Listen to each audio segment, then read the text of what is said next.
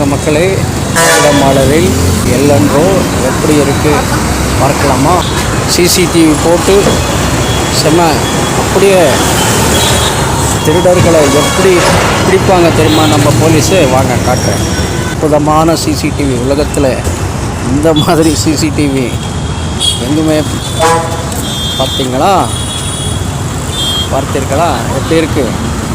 சட்டம் ஒழுங்கு கண்காணிக்கும் காவல்துறை இப்படி தான் படுத்திருக்கு.